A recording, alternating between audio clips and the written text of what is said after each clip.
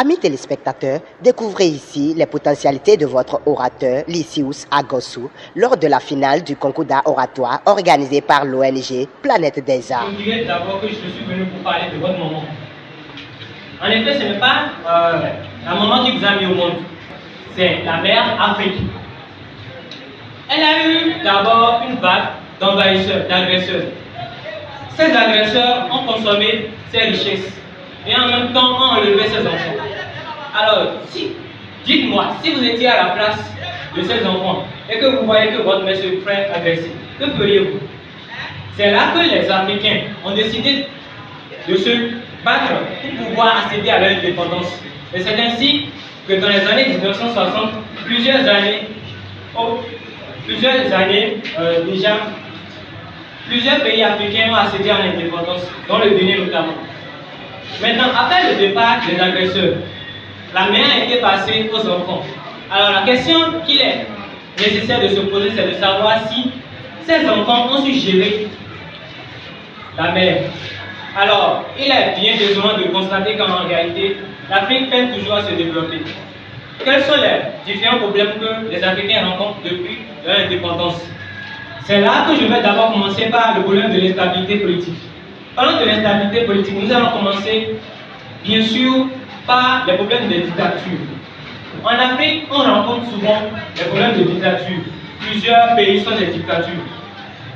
Dans un régime dictatorial, le citoyen n'a pas le droit à la parole.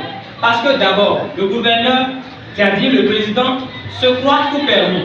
C'est-à-dire qu'il monopolise le pouvoir, se stabilise au pouvoir et décide de ne plus sortir du pouvoir. Ainsi, il empêche tous ceux qui aimeraient aller contre lui de venir devant et de s'exprimer afin de lui dire l'état qu'il a. Si vous ne dites pas à un président ou à votre chef ce qui ne va pas avec son mode de gouvernance, alors dites-moi, comment voulez-vous qu'il puisse savoir comment gérer son pays? Et c'est là que Seydou Badian nous dira dans Sous l'orage qu'un chef qui terrorise est comme un rocher qui empêche une voie. C'est-à-dire qu'il empêche les passants de passer. Et en cela, un chef devient alors un obstacle pour le développement. Alors il se rappelle de ceux qui sont au courant de ces différents faits et gestes et les corrompent. C'est-à-dire qu'il leur offre de l'argent ou des pots de vin, comme on le dit, pour pouvoir acheter leur silence. Quand quelqu'un commet un mal et que personne n'est là pour le dénoncer, vous comprenez avec moi, il n'y a pas de développement. Et donc que le développement est empêché totalement. Alors, ce que j'aimerais que nous tous nous puissions comprendre à la fin de cela, c'est que quoi? Nous sommes tous des enfants de mère Afrique. Et ce que nous devons savoir, c'est que quoi? Le problème peut venir bien sûr de nos gouvernants. Ce fut également une occasion de découverte des imperturbables slameurs de la région.